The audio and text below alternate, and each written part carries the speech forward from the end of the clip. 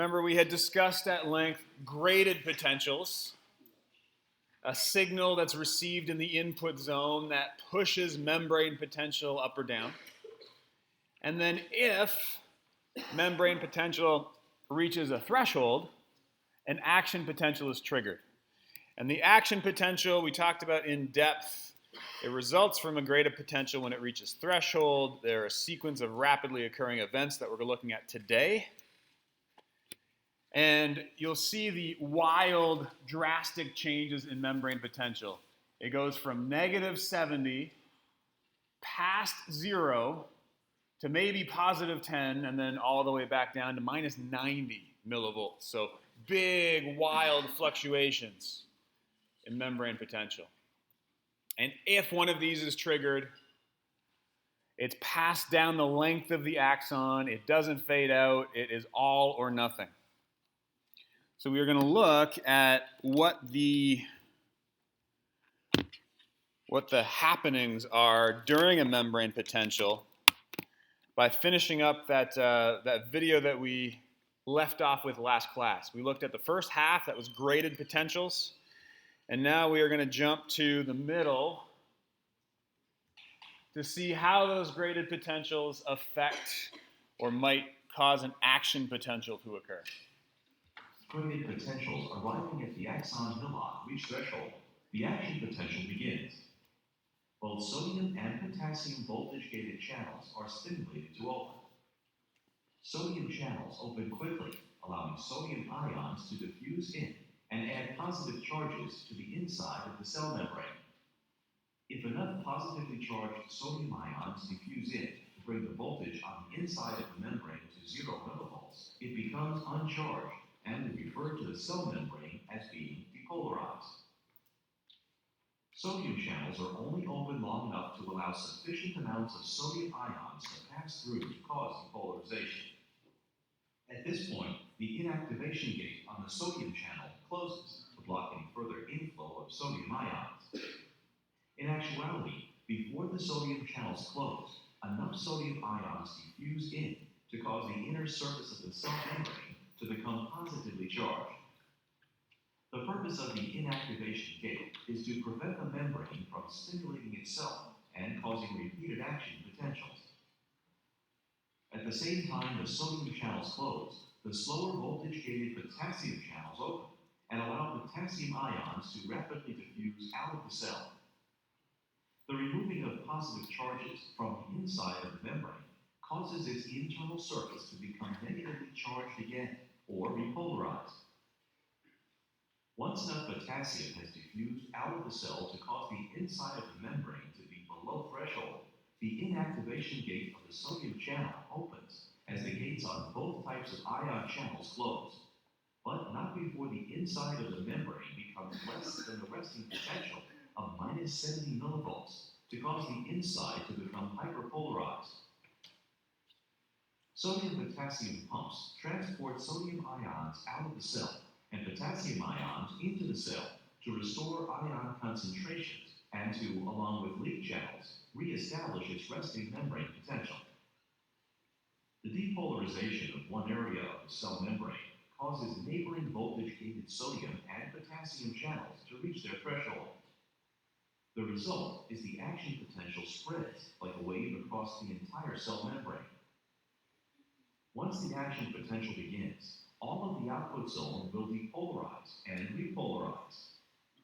This is known as the all or none principle. In other words, the action potential does not diminish as it travels across the membrane, unlike the gradient potential. So either all of the membrane depolarizes and repolarizes, or none of it will. It is also important to note that the amplitude of the action potential is always the same. It is the frequency of the action potentials that signifies a stronger response. So there's a lot of information in this. I would suggest that you go back and watch it again. I almost want to put it up a second time now, but since you have access on YouTube, go back and watch that again. Understanding the sequence of events is important here. When you reach threshold, voltage-gated sodium channels open, and then it's game over. Sodium rushes in, it becomes more positive, membrane potential spikes. Potassium channels then open, it rushes out to bring that back down to somewhat normal, and the whole time the ion pumps are trying to restore sodium and potassium to their respective sides of the membrane. This happens with every single neural signal. Every thought, every twitch, every time that you excite one of these neurons, they depolarize and repolarize in a fraction of a second. What you saw here showed you how the signal was sent. As soon as one area depolarizes, membrane potential is at or above threshold, well, the next part of the axon, it sees the exact same potential. It triggers.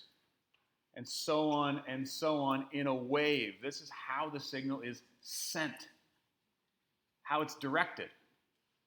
It's not just at one point in time, it moves in sequence down the axon. That's how we send a signal with a nerve cell. And lastly, surprise. And lastly, one of the last points was that the amplitude is always the same. It's always on or off. That is, from rest to the peak, it's always the same height. The amplitude is always the same. So every action potential is all or nothing. It's on or off. It has the same strength. But not every nervous signal is just a 1 rep max. We have the ability to turn up the strength and turn down the strength. How is that possible if these are always on or off? We'll see that coming up today. Each singular action potential is one set amplitude, but we can group them together to make the signal stronger or not. So this is a slide that you have in your notes. It repeats what was said in the video. We follow membrane potential from rest. Something stimulates potential to go up. Maybe they're upstream graded potentials. They depolarize the cell. Sodium rushes in. The membrane potential jumps above 0 to plus 30.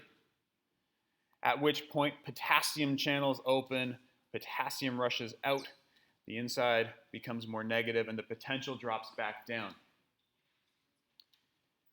This happens in sequence, and it can't be disrupted. This is what's referred to as an absolute refractory period. Absolute refractory period. That means there is a set amount of time that a nerve is insensitive to incoming signals. If you send a signal, great. During the time that the signal is sending, it is immune to new inputs. The absolute refractory period means that it is turned off. It can't receive new information to trigger a new action potential, which is good. I haven't restored the normal scenario yet. It's not possible to send an action potential. After the signal has been sent and we're starting to pump ions and restore the balance, this is referred to as a relative refractory period,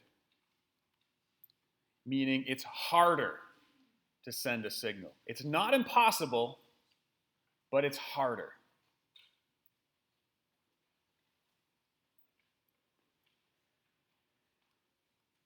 So this just shows one action potential being set and the membrane potential returning to normal. It's impossible to re-trigger it as during the spike in the middle. It's really hard in this dark orange phase on the right-hand side, but you could stimulate another action potential if the input was strong enough.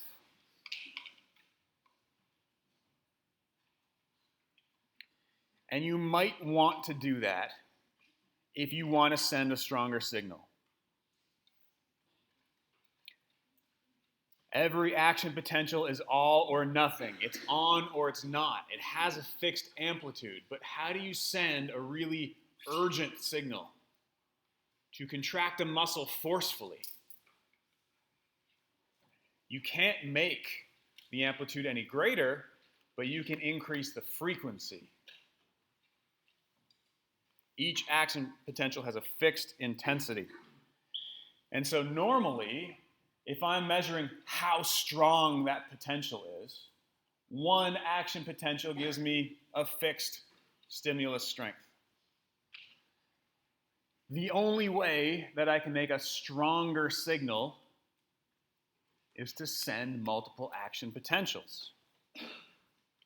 I increase the frequency of signals, and my overall stimulus strength goes up. So I deliver many signals in rapid succession, and that's a signal to contract muscle forcefully. 1 rep max type contraction. If I just send one signal, maybe it's a light contraction or a small twitch. This is how I turn up the intensity.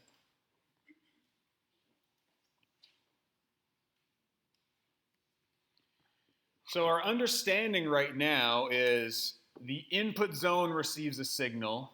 Graded potentials push the membrane potential up or down. If it reaches threshold, signal is sent. That signal goes somewhere. In order for a signal to get from your brain to a muscle, from your brain to a gland, from the spinal cord to heart tissue, in order for a signal to get from one place to another, it has to travel the length of the neuron. Not only that, but it has to transmit or be transferred to the next neuron and follow the entire chain down to the target tissue. You can have multiple neurons in a row. Action potentials have to travel the entire distance down the axon.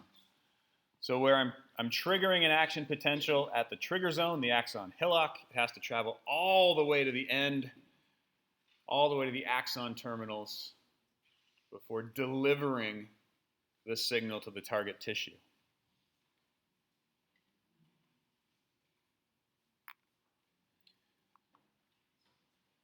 There's a typo in this bullet. Anyone care to point it out?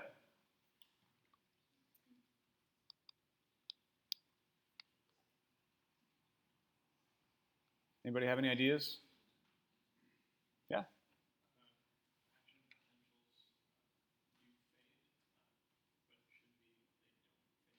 Excellent. Good job. Action potentials do not fade.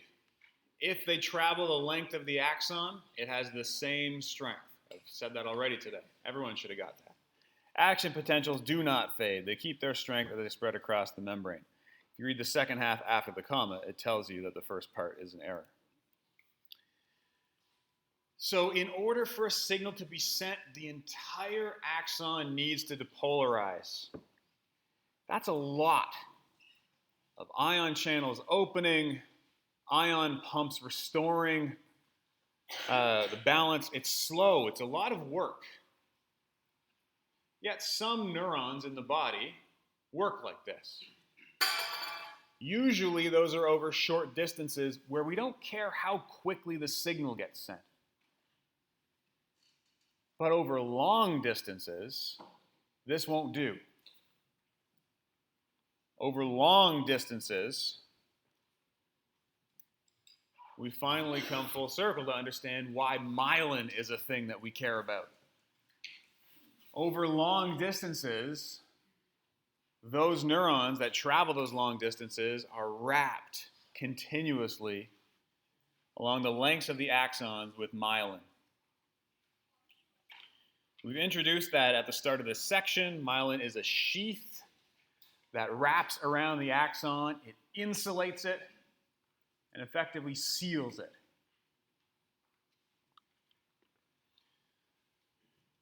Myelination occurs in the peripheral nervous system, Schwann cells that will wrap around sometimes 100 times around an axon to seal it. And oligodendrocytes in the central nervous system. Each myelin sheath can be about a millimeter. You could actually see that. But it looks continuous because the spaces between them are very, very small. So the axons that need to send signals quickly over a long distance are myelinated axons. That is, these cells wrap around continuously, sometimes 100 loops, to insulate portions of the axon from the extracellular environment. Now notice unmyelinated axons are also up here. They're not free. In the peripheral nervous system, Schwann cells will still grab onto neurons. They just don't wrap around 100 times. They're not sealed.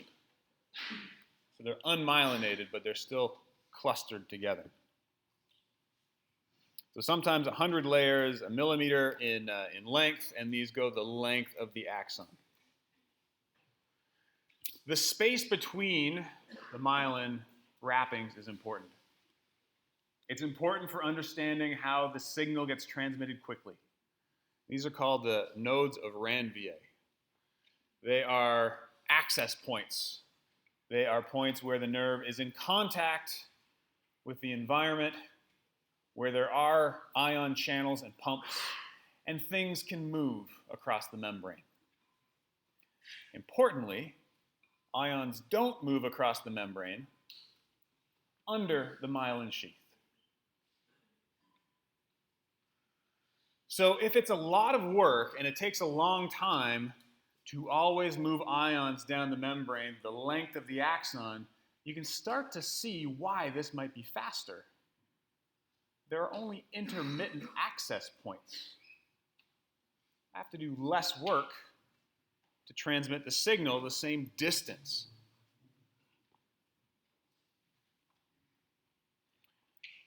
What I'm describing to you is a difference in conduction. Continuous versus saltatory conduction. And continuous is what we've come to understand in our brief introduction to action potential so far.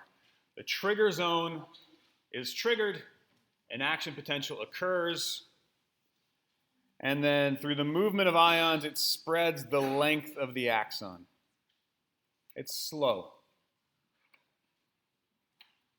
Ions flood in, are pumped back out. The length of the axon depolarizes. Saltatory conduction on the right-hand side, thanks to myelin, is faster. Rather than depolarizing the entire membrane, I only need to depolarize the gaps between myelin. So, I have very brief flooding in of ions and then restoring membrane potential. Let me rewind that. I'll show you again how quickly that was. In the nodes of Ranvier between the myelin wrappings. That allows the signal to be sent much quicker over a neuron of the same length. So continuous transmission is slow. The entire membrane depolarizes. There are pumps working the entire length of the membrane. There's large disturbances in sodium and potassium. Saltatory conduction is fast. Ions flood in at the gaps only. They can still spread within the axon, but it doesn't trigger channels the entire length. It only triggers channels at those gaps. And so the signal jumps between nodes. Faster, much more efficient transmission of that action potential.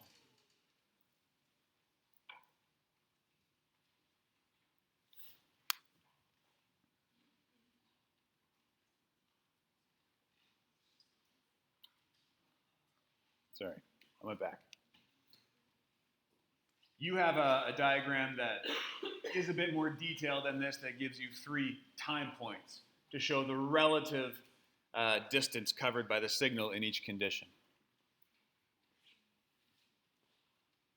So this is one of the greatest feats of neurophysiology, to send fast signals by wrapping the axon in myelin. That's one major way that we can change the conduction speed. It's a physical way that we can change the conduction speed. How else might the velocity of a signal in a neuron be modified or be affected? Big axons are faster. Big nerves are faster. Really thick nerves have lots of membrane, which means lots of opportunity for leak channels, for voltage-gated channels, for ion pumps. That means they can move large amounts of ions more quickly than a smaller diameter axon. So bigger nerves are generally faster. Like we just saw, myelinated nerves are faster. If you have a myelinated versus a non-myelinated nerve, signal transmission is faster. If that nerve is also bigger, the signal transmission is even faster still.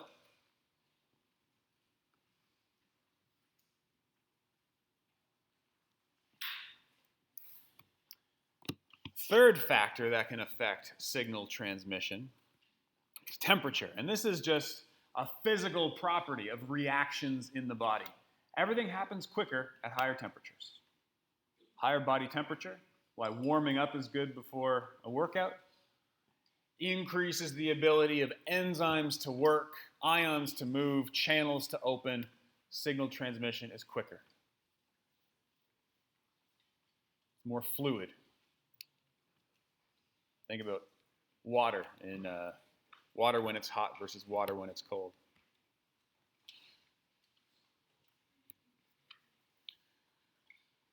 So we understand that a neuron can be pushed up or down, it can be triggered, and it will send a signal if it's triggered.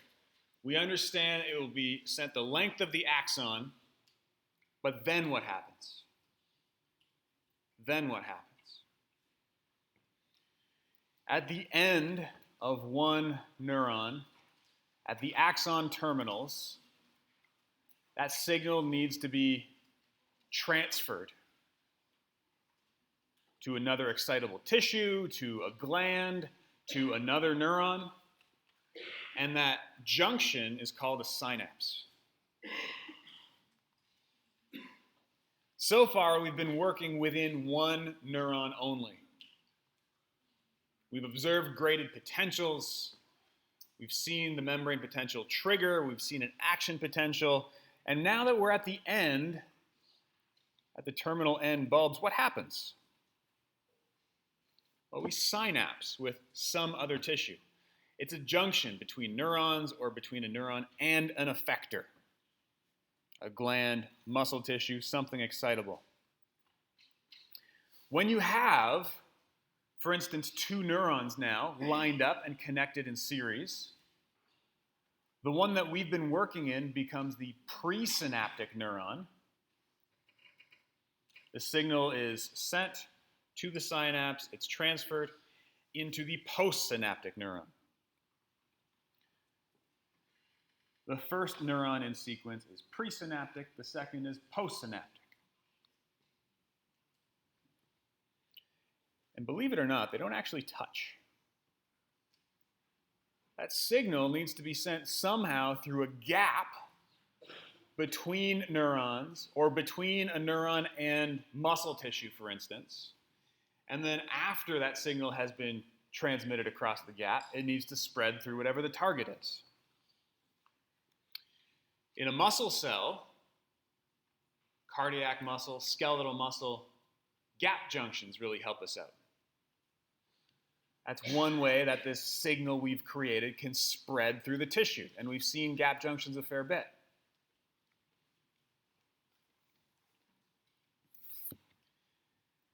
In order for this signal to be sent across that gap, whether it's to muscle or if it's to another neuron, we use chemical neurotransmitters that travel across the gap in response to a signal in the presynaptic neuron and then activate the postsynaptic neuron. A chemical neurotransmitter travels across the gap.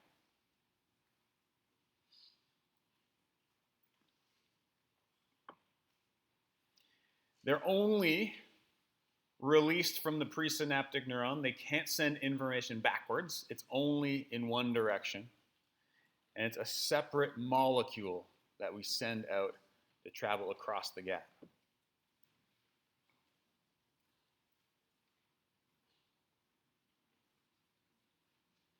So let's stick with our example of a neuron activating a second neuron. We've been thinking, in terms of the first neuron, we are in the presynaptic neuron. Now we followed our journey all the way through to the synaptic end terminals, and we're about to create a synapse. We're about to send a signal to a postsynaptic neuron. We can do that in a number of different ways shown here.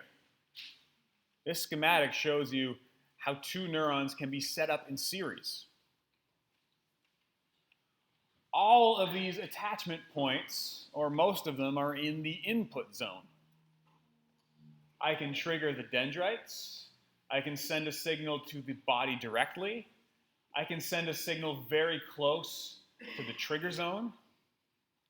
And where that signal comes in will affect the likelihood of triggering an action potential in the postsynaptic neuron.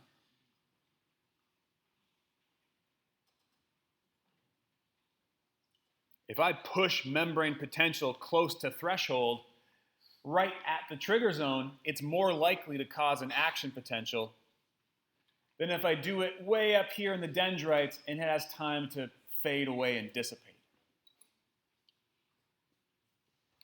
So let's take a look at synapses, how neurotransmitters are released. You have a number of slides that outline this step by step, but I'm going to show you in a video. The nervous system is composed of billions of communicating cells called neurons. Neurons conduct electrical signals or action potentials along the cell's membrane, along the axon to the terminus, where synapses are formed.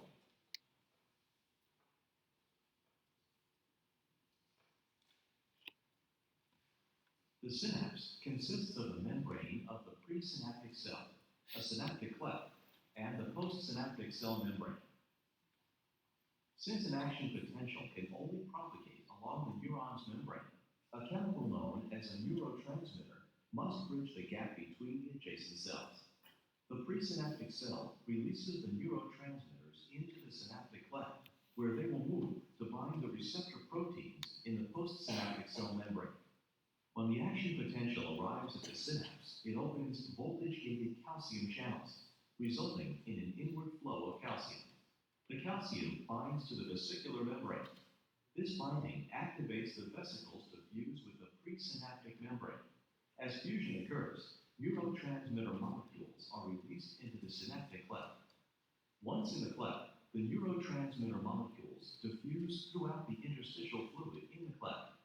Some of the neurotransmitters will cross the synaptic cleft and bind with receptors in the postsynaptic membrane. This binding produces an effect in the postsynaptic cell by opening the protein channels and allowing the flow of ions into and out of the cell.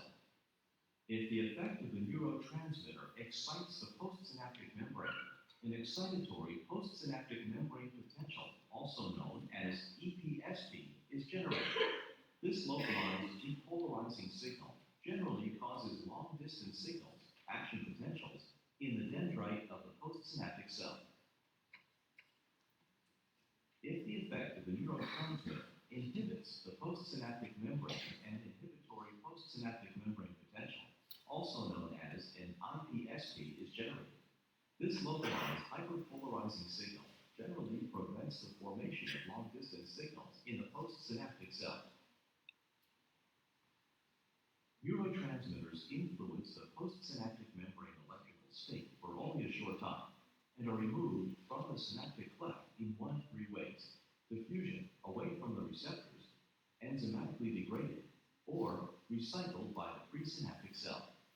Some of the neurotransmitter molecules diffuse out of reach of the neurotransmitter receptors. Some neurotransmitter molecules are removed by enzymatic degradation. Some neurotransmitter molecules are transported back into the presynaptic cell by neurotransmitter transporter proteins, where they are recycled. An example of a specific neurotransmitter that functions in these ways is serotonin. Some serotonin will cross the synaptic cleft and bind with the specific serotonin receptors within the membrane of the postsynaptic cell, producing an effect in the target cell. Serotonin will eventually unbind from the receptors and either diffuse out of the synaptic cleft and be lost, or be captured by the serotonin reuptake transporter in the presynaptic membrane. This protein complex will transport the biologically active serotonin back into the presynaptic neuron for repackaging and re-release. Okay, that's all we need on this for now. Notice the few differences here. Calcium came into play. Until now, sodium and potassium channels are the ones that we've cared about. At the end of the neuron, at the end of the axon, calcium channels open, and calcium is a very potent signal in any cell in the body. It's an early warning signal. It's a trigger to do something. And what does it do? Releases neurotransmitters. You saw they were stored in these little bubbles at the end. Bubbles were called vesicles. As soon as calcium floods into the cell, those vesicles release neurotransmitter into the space between the neurons. That's what allows the signal to jump across that gap. The nervous. And so now we're coming full circle. This seems like new information, but it's really just repackaged information that we've seen before. As soon as that signal jumps across the gap, it can open up sodium channels. That lets sodium rush in and membrane potential goes up. Or it can open up potassium channels. So potassium leaves the neuron and membrane potential goes down. Those are excitatory and inhibitory stimuli. In fact, those will cause excitatory and inhibitory graded potentials. The signal being sent across the gap is just a graded potential received by the postsynaptic neuron. So we did all that work, understanding a graded potential, trigger zone, action potential, traveling all the way through one neuron to as soon as we get to the next one in the chain, we're back to square one. That signal becomes a graded potential in the second neuron, so on and so forth. The signal is usually of two types. One, it's excitatory. An excitatory postsynaptic potential will allow sodium into the next neuron. More positive stuff inside means membrane potential is more positive or goes up closer to trigger zone, closer to the threshold.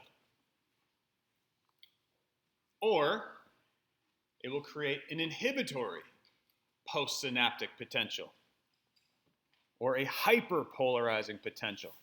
These will let potassium out. Potassium's positive, it's normally inside. If it leaves, positive charge leaves, the membrane potential becomes more negative, further away from threshold.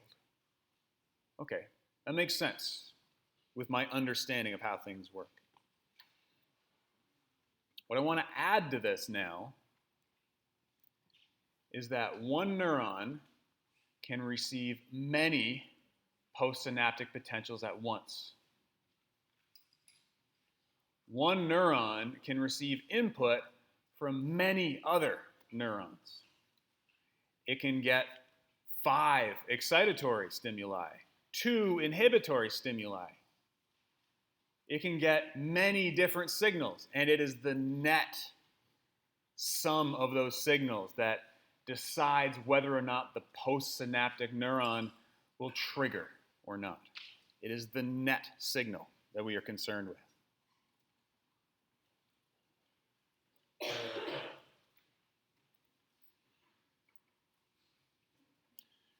Just because I'm jumping ahead, don't ignore the fact that neurotransmitters are disposed of in 3 ways: diffusion, degradation, or recycling. Those are important to know. How does the postsynaptic neuron integrate the signal? Well, it depends how positive it gets or how negative it gets. How many excitatory versus how many inhibitory signals are received. Maybe it gets 2 excitatory signals.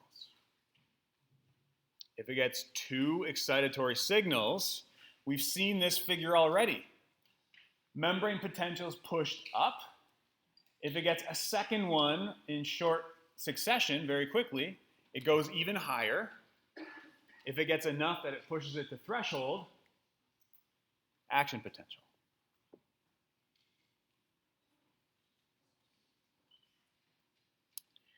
What I'm describing is the idea of summation. It is the net sum of all of those inputs that determines what happens to the postsynaptic nerve. Summation. How can we summate the signals? How can we add the signals up? 2 ways. Summation can be spatial or temporal. That is, I can either use more neurons or I can fire one more quickly. Spatial summation, then we'll do temporal, and then we will call it for today.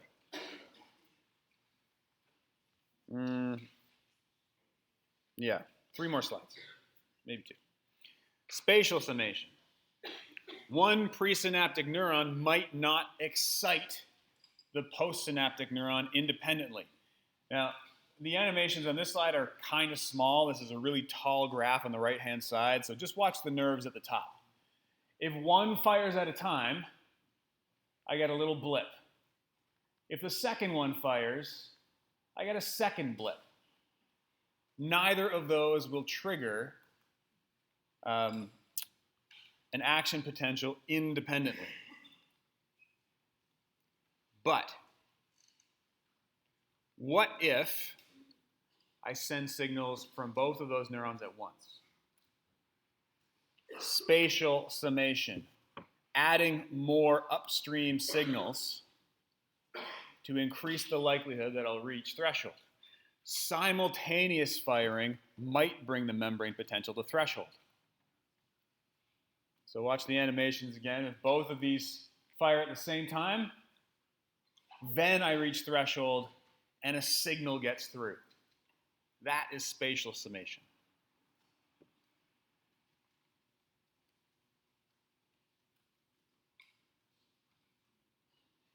Imagine if you have 10 upstream presynaptic neurons.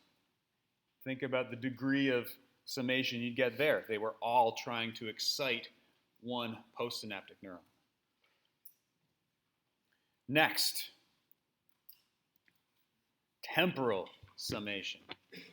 What if I don't have 10 neuron friends that can help me activate one downstream postsynaptic neuron? What if it's just me? Well, I can't make the signal any stronger. The amplitude is fixed, but I can send that signal more frequently. If I send the signal more frequently, that might push membrane potential towards threshold and trigger an action potential. If I fire once, I get a small blip. If I fire a second time, I get a small blip. If I fire 4 times in quick succession, membrane potential gradually rises towards threshold and boom, I send a signal through. Temporal summation, increasing the frequency.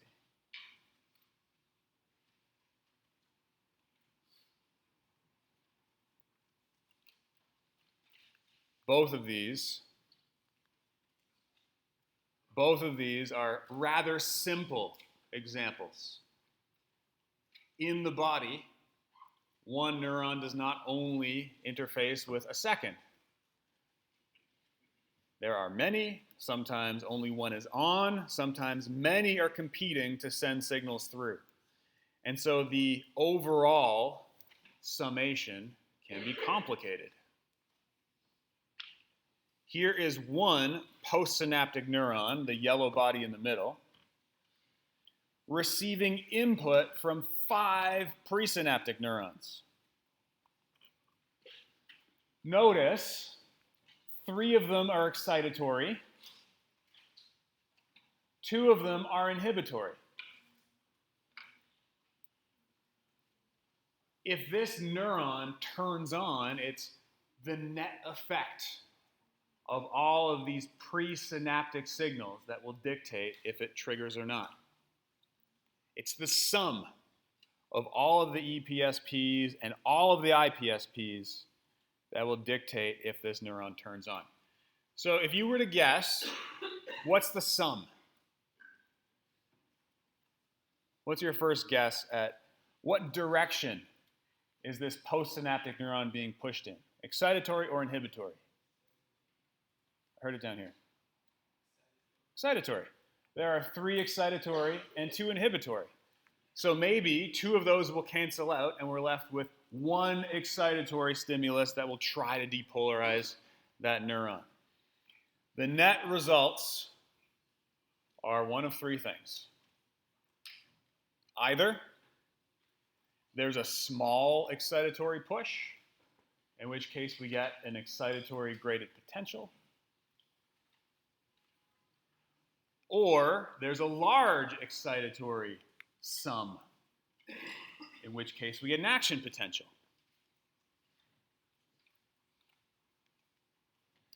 Or the sum is inhibitory, and then it's only an inhibitory graded potential. There's no equivalent of an action potential for inhibition. It's just turned down or turned off. It's resistant to being stimulated. The inhibitory graded potential would make it harder to activate that neuron. We've seen this before. Stretch reflex. I activate the quadriceps in response to a stretch, and I inhibit the hamstrings. The net sum of signals to the nerve that went to the hamstrings was inhibitory. Turned it off.